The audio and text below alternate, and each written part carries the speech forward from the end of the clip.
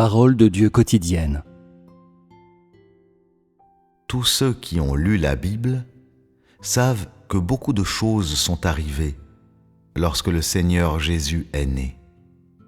La plus importante d'entre elles fut d'être pourchassé par le diable, même au point où tous les enfants de 2 ans et moins de cette région furent massacrés.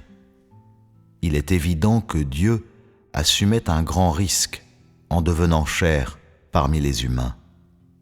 Le grand prix qu'il paya pour accomplir sa gestion de sauver l'humanité est également évident. Les grands espoirs que Dieu avait pour son œuvre dans la chair parmi les hommes sont aussi évidents. Quand Dieu dans la chair fut capable d'assumer l'œuvre parmi les hommes, comment se sentait-il ? Les gens devraient être capables de comprendre cela un peu, n'est-ce pas ? Pour le moins, Dieu était heureux, car il pouvait commencer à développer sa nouvelle œuvre parmi les hommes. Quand le Seigneur Jésus fut baptisé et qu'il commença officiellement son œuvre d'accomplir son ministère, le cœur de Dieu fut submergé de joie, car après tant d'années d'attente et de préparation, il pouvait finalement endosser la chair d'un homme ordinaire et commencer sa nouvelle œuvre sous la forme d'un homme de chair et de sang que les gens pouvaient voir et toucher. Il pouvait enfin parler face à face et cœur à cœur avec les gens dans l'identité d'un homme. Dieu pouvait enfin être face à face avec les hommes de façon humaine et employant un langage humain. Il pouvait subvenir aux besoins de l'humanité, l'éclairer et l'aider en employant un langage humain. Il pouvait manger à la même table et vivre dans le même espace qu'eux. Il pouvait aussi voir les êtres humains, voir les choses et tout voir à la manière des hommes et même à travers leurs propres yeux. Pour Dieu, c'était déjà la première victoire de son œuvre dans la chair. On pourrait dire aussi qu'il s'agissait de l'accomplissement d'une grande œuvre. Cela, bien sûr, était le plus grand bonheur de Dieu. Dès lors, Dieu sentit pour la première fois une sorte de réconfort dans son œuvre parmi les hommes. Tous ces événements étaient si concrets et si naturels, et le réconfort que Dieu éprouvait était si authentique. Pour l'humanité, chaque fois qu'une nouvelle étape de l'œuvre de Dieu est accomplie, et chaque fois que Dieu se sent satisfait, c'est lorsque l'humanité peut se rapprocher plus de Dieu et lorsque les gens peuvent se rapprocher davantage du salut. Pour Dieu, il s'agit aussi du lancement de sa nouvelle œuvre, lorsque son plan de gestion progresse d'une étape, et plus encore, quand sa volonté se rapproche d'un accomplissement total. Pour les hommes, la venue d'une telle opportunité est une chance et une très bonne chose. Pour tous ceux qui attendent le salut de Dieu, il s'agit d'une nouvelle capitale. Quand Dieu réalise une nouvelle phase de son œuvre, alors il se trouve à un nouveau commencement. Et lorsque cette nouvelle œuvre et ce nouveau commencement sont lancés au milieu de l'humanité et lui sont présentés, c'est lorsque le résultat de cette phase de l'œuvre a déjà été déterminé et a été atteint. Et Dieu a déjà perçu ses effets et ses fruits définitifs. C'est aussi lorsque Dieu est satisfait de ses effets que son cœur est joyeux, bien sûr.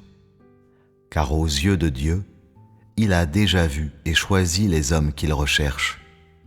Il a déjà gagné ce groupe, un groupe capable de faire de son œuvre un succès et de le satisfaire. Dieu se sent réconforté. Il met de côté ses inquiétudes et se sent heureux. En d'autres mots, quand Dieu dans la chair est capable d'entreprendre une nouvelle œuvre parmi les hommes et qu'il commence à faire l'œuvre dont il a la charge sans obstacle, qu'il sent que tout a été accompli, il a déjà vu la fin. Et à cause de cette fin, il est content et son cœur est joyeux. Comment s'exprime le bonheur de Dieu? Pouvez-vous imaginer cela? Dieu va-t-il pleurer? Dieu peut-il pleurer? Dieu peut-il taper des mains? Dieu peut-il danser? Dieu peut-il chanter? Que serait ce chant? Bien sûr que Dieu pourrait chanter un beau chant émouvant, un chant qui pourrait exprimer la joie et le bonheur de son cœur. Il pourrait le chanter pour l'humanité, le chanter pour lui-même et pour toutes les choses. Le bonheur de Dieu peut s'exprimer de n'importe quelle façon. Tout cela est normal, car Dieu éprouve des joies et des peines. Ses sentiments variés peuvent être exprimés de différentes manières.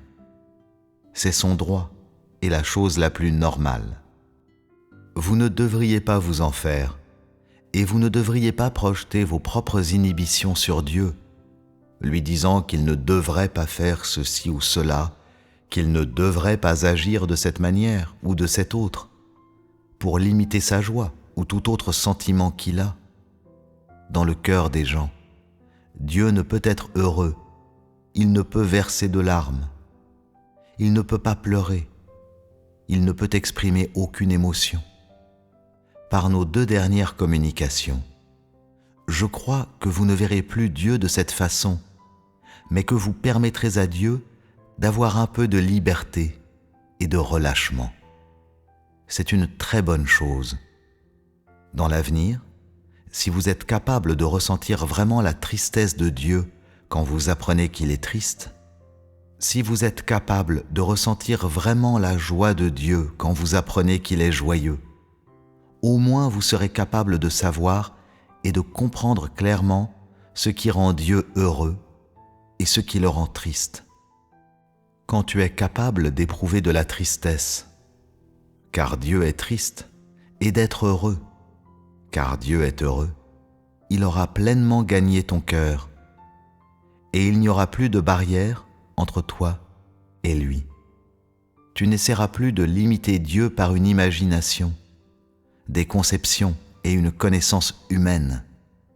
À ce moment-là, Dieu sera vivant et vif dans ton cœur. Il sera le Dieu de ta vie et le maître de tout ce que tu es. Avez-vous ce genre d'aspiration? Avez-vous confiance de pouvoir atteindre cela?